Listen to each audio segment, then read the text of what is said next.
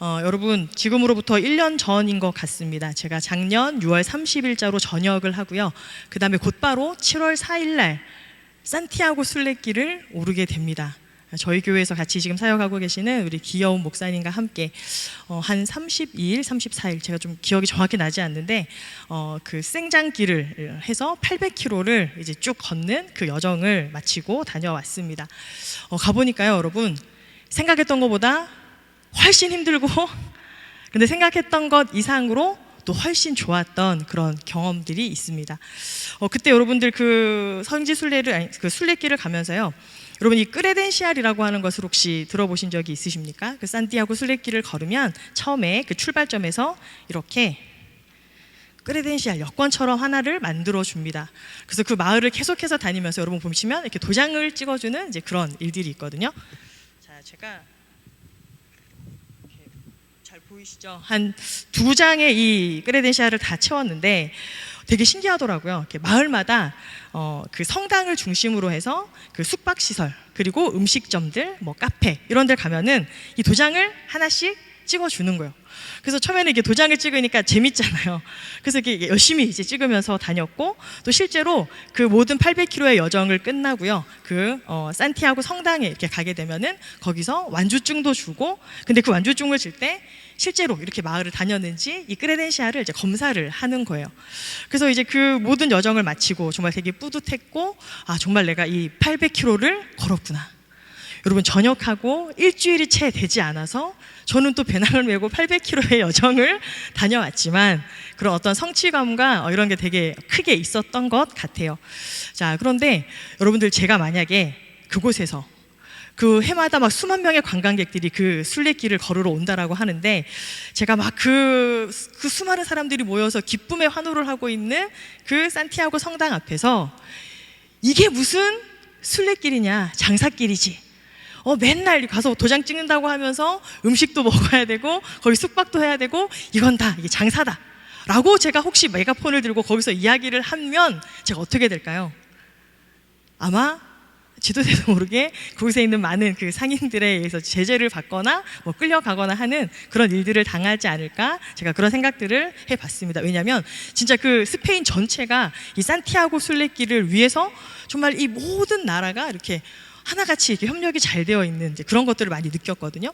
물론 순례하는 순례객의 입장에서는 굉장히 또 편했고 또 굉장히 어려움 없이 그렇게 많은 지역들을 이동할 수 있어서 좋았지만, 또 약간 이렇게 건조하게 생각해 보니까 야, 이 한 나라가 이 관광 산업으로 정말 엄청난 이 소득을 누리는구나, 이런 생각들을 잠깐 제가 해본 적이 있습니다. 그래서 혹시나 여러분들 이 산티아고를 생각하시는 분들이 있다면 혹시 저에게도 찾아오시면 또 제가 알고 있는 또 이런 정보들을 공유해 드리도록 하겠습니다. 제가 왜 이야기를 하냐면, 여러분 지난주 우리가 에베소에 대해서 같이 말씀을 나눴는데 기억하고 계십니까? 그 어마어마한 그 스케일의 그 신전이 있었던 아르테미스 신전이 있었던 그 에베소, 거기에서 바울이 또 엄청난 이 사역의 부흥을 경험했던 그 지역이 바로 에베소였습니다. 그래서 그 에베소에도요, 이렇게 이 아르테미스 신전을 보러 해마다 또 수만 명의 엄청난 관광객들이 모였다라는 거예요. 왜냐하면 그때 당시 그 신전이 고대의 7대 불가사의로 불릴 만큼 엄청난 그런 규모와 아주 이렇게 멋진 웅장한 모습을 갖고 있었기 때문에 그렇습니다. 그래서 이렇게 신전을 보러 오는 사람이 많다 보니까 어떤 그런 신전의 모습들, 또 여신들의 그런 어떤 형상들, 그것들을 은으로 만들어서 판매하는 또 그런 기념품 사업도 사실은 굉장히 이렇게 발달이 돼 있었다라는 거죠. 그런데 그렇게 그 모형들을 만들어서 판매를 하던 그 은장색들, 그 기술자들이 있었는데, 이 바울이 그 지역에서 복음을 전하고 또 많은 사람들을 하나님께로 돌아오게 하는 그 일들을 통해서 자신들의 그 사업에 약간 브레이크가 걸리는 것을 경험한 거예요. 왜냐하면 이 바울이 전했던 복음이 무엇입니까? 26절 말씀을 보니까 바울이 그렇게 이야기합니다. 사람의 손으로 만든 것은 신이 아니다. 그래서 우리 지난주에도 같이 말씀 나눴던 것처럼 바울이 그렇게 복음을 전했을 때 사람들이 어떤 반응을 일으켰습니까? 집집마다 사람들마다 가지고 있었던 그 마술책, 은 5만 드라크마에 해당하는 약 5만 명의 사람들의 그 일당에 해당하는 그 책값을 모조리 가지고 와서 불태우는 그런 일들이 있었거든요. 그래서 수많은 사람들이 하나님 앞에 나와서 돌아오고 회개하는 그런 역사들이 있다 보니까 그들의 산업에 직접적인 타격이 있는 거예요. 그들이 판매했던 그런 어떤 기념품들, 뭐 장식구들 이런 것들의 판매, 이 매출이 쭉쭉 줄어드는 거죠. 그러다 보니까 그 사람들이 서로 이제 모이면서 이 일을 어떻게 할까? 저 바울이라는 사람을 좀 어떻게 우리가 제거할 수 있을까? 논의할 수밖에 없었다라는 거죠. 그래서 이 사람들은 이렇게 서로 모여가지고 논의를 합니다. 우리가 이 바울이라는 사람 때문에 우리가 더 이상 이득을 얻지 못하고 또 우리가 많은 어려움을 겪게 되어지니까 우리가 이 바울을 없애야만 한다. 그럴 때는 또 항상 사람들이 이렇게 이 뜻이 잘 모여지잖아요. 그래서 상공인들, 그러니까 길드를 중심으로 해서 이 데메드리오라고 하는 사람을 중심으로 해서 사람들을 선동하고 이제 소동을 일으키는 일들이 거기서 벌어집니다. 그런데 이럴 때는 사람들이 이제 우리 돈벌이가 좀 약하게 되어지고 내 주머니를 못 채우게 된다, 이런 좀 소극적인 이야기들은 슬그머니 뒤로 감춰요. 27절 말씀을 보니까 뭐라고 이야기하면서 이 사람들이 그 에베소의 사람들을 선동하기 시작했냐면, 이 바울이 전하는 이 복음 때문에 우리 이 에베소 전체의 어떤 위상이 자꾸 떨어진다. 그리고 우리가 사랑하고 이렇게 우리가 숭배하는 그 여신에 대한 이미지도 실추되어진다. 그래서 우리가 이 많은 사람들로부터 무시받고 또 우리가 하는 이 일들까지도 사람들로부터 천하게 여겨짐을 당하니까 우리가 좌시해서는 안 된다. 그 에베소의 사람들이 갖고 있었던 그런 종교적인 열심, 그리고 그 에베소를 향한 그런 어떤 애국심, 이런 것들에 호소하면서 이 바울을 잡아야 한다라고 그렇게 이 선동을 하기 시작했어요. 그때 당시 에베소에 극장이 있었는데요. 이 극장에 그때 당시 한 25,000명이 모일 수 있는 엄청난 규모의 극장이 있었습니다. 우리가 한번 상상을 해보면 저 엄청나게 큰 그 극장 가운데 그 사람들이 모여서 2시간 동안 소동을 일으키는 거예요. 뭐라고 소동을 일으키냐면 자신들이 사랑했던 그 신 아데미의 이름을 외치면서 아데미여 아데미여, 자신들의 어떤 그런 종교적인 그런 열망들을 이제 드러내면서 그렇게 계속 모여서 집회를 하기 시작했다라는 거. 자, 여러분, 이 광경을 지켜봤던 바울은 어떤 마음이 들었을까요? 그 마음 가운데 굉장히 불안한 마음도 있었고 굉장히 큰 위기의식을 느낄 수밖에 없었을 겁니다. 자칫 잘못하다가 자신의 목숨도 잃을 것이라고 하는 그런 엄청난 두려움에 휩싸일 수밖에 없었습니다. 그런데 여러분, 우리가 같이 읽었던 말씀을 보면요, 이렇게 수많은 사람들이 저 극장에 모여서 그렇게 소동을 일으키는데 한 가지 아이러니한 반응이 나옵니다. 32절 말씀을 같이 한번 읽어보겠습니다. 시작. 사람들이 외쳐 어떤 이는 이런 말을, 어떤 이는 저런 말을 하니 모인 무리가 분란하여 태반이나 어찌하여 모였는지 알지 못하더라. 자, 여러분, 무슨 말입니까? 그렇게 많은 사람들이 모였는데 사실 정확하게 뭐 때문에 거기에 모였는지도 모르고 그렇게 화를 내면서 분노하면서 이 바울이 누군지도 잘 모르지만 가만히 두면 안 된다, 그렇게 서로 이렇게 분쟁하고 있는 그 모습들을 우리에게 보여주는 거예요. 사실 이 군중이 갖고 있는 어떤 모습들을 우리에게 보여주는 거죠. 사실 개개인으로는 굉장히 이성적이고 또 합리적인 사람들도 군중이라고 하는 그런 무리 가운데 모이게 되어지면 자신의 그런 어떤 이성적인 사고들이 정지되어지고 또 그것에 휩쓸려서 이 군중 심리가 발동하게 되어서 그것이 진짜인지 아닌지, 진실인지 아닌지, 사실인지 아닌지 이런 것들 상관없이 그냥 그 분위기에 휩쓸려가는 그런 모습들을 갖게 되는 것이죠. 오늘날 여러분들, 사람들이 가짜뉴스에 혹해서 선동되는 그런 모습들도 우리가 잘 알고 있지 않습니까? 이처럼 여러분, 이 에베소에 있었던 그 사람들, 그렇게 모여서 이 아데미를 외치면서 열광하는 그 모습을 보면 겉으로는 마치 그 자신의 신을 향한 엄청난 열정과 존귀심을 가지고 있는 것 같지만 실상은 그들에게는 아무런 목적도 없고 이유도 없이 그냥 감정적인 어떤 그런 모습들로만 갖고 있는 그들의 모습들을 우리가 살펴봅니다.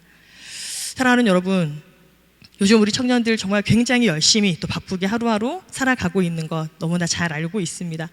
지난주 우리 황 목사님하고도요, 그런 얘기들을 해보았어요. 우리 청년들 진짜 열심히 성실히 사는 것 같다고.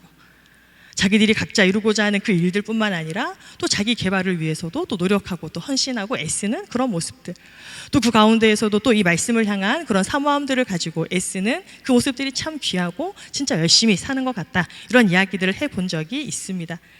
그런데 여러분들에게 한 가지 질문을 하고 싶습니다. 지금 여러분들의 마음 가운데에는 무엇으로 가득 차 있습니까? 여러분들이 그렇게 애쓰고 수고하고 이루고자 하는 그 모든 것들이 어디를 향해서 있는지, 그 방향들을 우리가 때로는 가만히 멈추어 서서 돌아보고 점검할 그 필요가 있다는 거예요. 왜냐하면 우리가 살아가는 그 인생의 목적들, 하나님께서 우리에게 허락하시는 그런 비전들, 그 목적과 방향들을 우리가 때로 점검하지 않으면 우리도 그냥 하루하루 분주하게 그런 의미들을 찾지 못한 채 마치 그 군중의 모습들처럼 이렇게 휩쓸려 가고 살아가는 그런 삶들을 살 수밖에 없기 때문입니다. 그러다 보면 우리도 어떤 인생의 의미나 그런 목적들을 잘 이루지 못하고 또 때로는 우리 인생의 큰 혼란을 경험하는 그런 순간들을 맞이하게 될 수밖에 없다라는 거예요. 또 여러분, 사실 오늘날 문화는 끊임없이 자기 자신을 사랑하라는 메시지들을 많이 줍니다. 굉장히 긍정적인 메시지죠. 그런데 여러분, 나를 사랑하는 자기 중심적인 사랑은요, 결국 그 끝을 따라가 보면 무엇이 있냐면 하나님으로부터 멀어지게 하는 그런 모습들밖에 없다라는 거예요. 마치 내 인생의 주인이 나인 것처럼 착각하게 하고 그렇게 하나님을 의지하고 하나님을 더 사모하고 하나님께 더 가까이 나아가는 그런 모습들을 우리로부터 멀게 한다라는 것. 그래서 우리가 이 자기중심성에 빠지게 되면요, 우리가 처음에는 그런 것들을 통해 스스로 만족을 느끼고 충만할 것 같지만 결국 그 끝은 또 다른 공허함과 또 다른 그런 어떤 만족이 아닌 그런 허무감만이 기다리고 있다는 것을 우리는 늘 경계해야 합니다. 그래서 하나님께서 우리에게 주신 이 소중한 시간들을 우리가 하루하루 살아감에 있어서 우리가 항상 우리의 삶의 방향들을 하나님의 말씀 앞에 비추어 보고 돌아보고 점검하는 그러한 우리가 노력들을 해야 한다라는 거예요. 내가 살아가고 있는 이 삶, 때로는 목사님 꼭 원대한 어떤 꿈과 비전과 목표가 있어야 됩니까? 이렇게 질문을 던지시는 분들이 있을 수 있습니다. 당장 발견하지 못한다 하더라도 괜찮아요. 그저 하나님 내게 주신 이 삶들을 하루하루 최선을 다해서 살아가다 보면 또한 하나님의 뜻을 발견하게 되는 그 순간들이 올 것이고, 중요한 것은 무엇입니까? 그럼에도 불구하고 내가 살아가고 애쓰고 내가 원하고 바라는 그 모든 일들이 하나님을 위한 일인가 아닌가, 그것만 우리가 바르게 붙잡을 수 있다면 조금 천천히 가더라도 아무 문제 없이 하나님께서 원하시는 그 길들을 걸어가게 되는 줄로 믿습니다.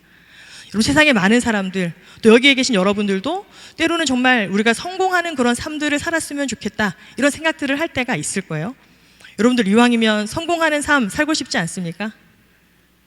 목사님 꼭 성공 안 해도 돼요. 저는 그냥 하루하루 그렇게 살아갈래요 라고 생각할 수도 있죠. 제가 이 성공을 이 사전적으로 뭐라고 정의하는지를 한번 찾아봤더니 이렇게 정의되어져 있더라고요. 목적이나 뜻을 이루는 것, 그리고 사회적 지위나 부를 얻는 것, 이것이 세상 사람들이 추구하는 성공의 정의라는 겁니다. 자, 그러면 여러분, 하나님께서 원하시고 하나님께서 기뻐하시는 성공은 어떤 성공일까요? 하나님께서도 여러분들이 뜻하는 그런 목적, 뜻, 이런 것들을 이루고 또 사회적으로 인정받고 지위나 부를 얻는 것, 하나님께서도 여러분들의 삶 가운데 그런 것들을 원하실까요? 여러분, 우리 그리스도인들이 정말 하나님 앞에서 기뻐하시는 삶을 살아가기 위해서는 이 성공의 정의를 다시 정리하는 것부터 필요하다라는 거예요. 세상이 정의하고 세상 사람들이 추구하는 이 성공의 삶을 살아가는 것이 아니라 이런 물질적인 성취와 사회적인 그런 인정들을 넘어서 하나님의 뜻대로 순종하는 삶, 그것을 살아갈 수 있는 것이 그리스도인의 성공적인 삶이라고 믿습니다. 여러분, 그리스도인들의 삶의 성공이 뭐라고요? 하나님의 말씀대로 순종하며 살아갈 수 있는 것, 그것이 저와 여러분의 인생의 진정한 그런 성공의 목적이 될 수 있기를 주님의 이름으로 축복합니다. 여러분, 이것은 우리 개인뿐만 아니라요, 우리 교회에서도 마찬가지입니다. 여러분, 우리 제일교회 너무 자랑스럽지 않습니까? 저도 우리 제일교회가 너무 사랑스럽고 너무 좋은 교회입니다.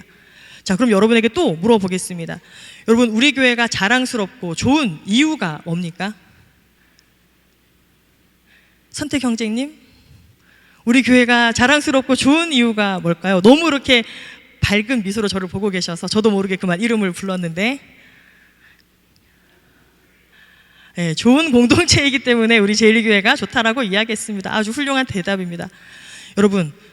여러분들도요, 이 질문에 분명하게 대답할 수 있기를 바랍니다.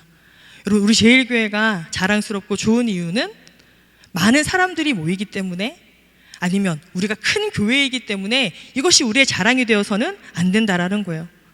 우리가 이 교회가 우리의 자랑이 되려면 우리 이 공동체가 정말 하나님의 그 사랑 안에 머물러 있는 공동체인가, 이 공동체 안에 하나님의 그 진리의 말씀들이 바르게 선포되어져 있는가, 이것이 우리가 이 교회를 평가하는 기준이 되어야 할 줄로 믿습니다. 그런데 그것이 아니라 우리 교회가 너무 좋은 건물이 있고 많은 사람들이 모이니까 좋은 교회라고 생각해요. 이것은 세상 사람들이 평가하는 그 기준에 따른 그런 우리의 자랑이 된다라는 거예요. 그래서 바라기는, 여러분, 우리 개인도 마찬가지고요. 우리 교회도 마찬가지고 우리 공동체도 마찬가지고 정말 우리가 하나님을 사랑한다 늘 그렇게 고백하면서 우리가 살아가는데 우리의 그 사랑의 방향이 어디에 있는지 어디로 향해 있는지 우리가 그렇게 분명하게 점검하고 돌아볼 수 있게 되기를 축복합니다. 여러분들이 진정으로 사랑하고 있는 것 여러분 그것을 확인할 수 있는 척도가 있습니다. 여러분들이 얼마나 시간을 할애하고 있는가 그것이 여러분들이 여러분들의 삶 가운데 가장 사랑하는 거예요. 여러분들 일주일의 삶, 하루의 삶들을 한번 돌아보십시오. 무엇을 하는데 여러분들이 가장 많은 시간들을 할애하고 있는가. 우리가 하나님을 사랑한다라고 그렇게 우리가 고백하고 또 그렇게 늘 날마다 하나님 앞에 우리가 외친다면 하나님 앞에 드리는 우리의 그런 시간들도 우리의 정성들도 우리가 그렇게 더 많아질 수 있게 되기를 축복합니다. 여러분 바울은 이렇게 에베소에서 사역의 큰 부흥도 경험했고 또 사람들로 인하여서 이렇게 큰 위기에 처해 있었지만 그는 하나님을 향한 사랑을 한 번도 버리거나 놓친 적이 없습니다. 우리 고린도후서 1장 9절에 우리 사도 바울의 고백을 같이 한번 읽어보겠습니다. 시작.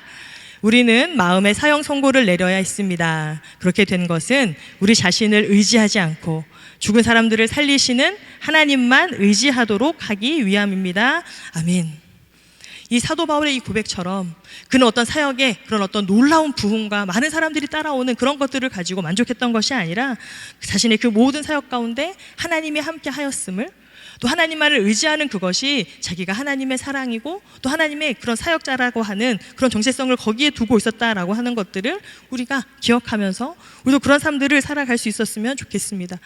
우리가 하나님을 사랑한다라고 그렇게 고백한다면 우리의 그 모든 삶의 방향들이 그렇게 하나님께로 우리가 흘러가는 또 그렇게 되기 위해서 애쓰고 노력하는 우리의 삶이 될 수 있기를 축복합니다. 우리 로마서 12장 1절과 2절의 말씀을 같이 한번 읽어보겠습니다. 시작. 너희 몸을 하나님이 기뻐하시는 거룩한 산 제물로 드리라. 이 세대를 본받지 말고 마음을 새롭게 함으로 변화를 받아 하나님의 선하시고 기뻐하시고 온전하신 뜻이 무엇인지 분별하도록 하라. 여러분 우리가 분주 복잡한 그런 하루하루 또 한 주 한 주의 그런 삶들을 살아가는데 우리가 그 에베소의 그 군중처럼 자신들이 외치는 것이 무엇인지도 그렇게 모르고 살아가는 그 삶들이 아니라 항상 우리의 마음이 우리의 사랑이 우리의 생각이 어디로 향하고 있는지를 우리가 늘 점검하면서 그 모든 방향들이 하나님의 말씀 가운데 있기를 위해서 우리가 애쓰고 또 노력하며 살아가는 저와 여러분의 삶이 될 수 있기를 축복합니다. 우리가 끊임없이 그 하나님 안에 머물기를 애쓰고 하나님의 그 말씀을 따라 살아가기를 애쓰는 그 노력을 우리가 놓지 않는다면 세상이 줄 수 없는 그 평안 그리고 또 세상이 줄 수 없는 그 하나님의 위로하심들이 우리의 삶을 늘 이끄시고 또 우리와 함께 하실 줄로 믿습니다. 그래서 바라기는 여러분 이렇게 우리가 혼란한 이 세상 가운데 살아가는데 진정한 성공의 의미가 뭐라고요? 하나님의 말씀에 순종하면서 살아갈 수 있는 것 이것이 우리 그리스도인의 삶의 성공이라고 하는 것들을 기억하면서 우리가 매일매일 하나님을 더 사랑하기를 갈망하고 하나님의 그 사랑으로 우리의 마음이 충만하게 채워지기를 늘 그렇게 고백하고 이렇게 지혜로운 삶 살아갈 수 있는 저와 여러분이 될 수 있기를 주님의 이름으로 축원합니다.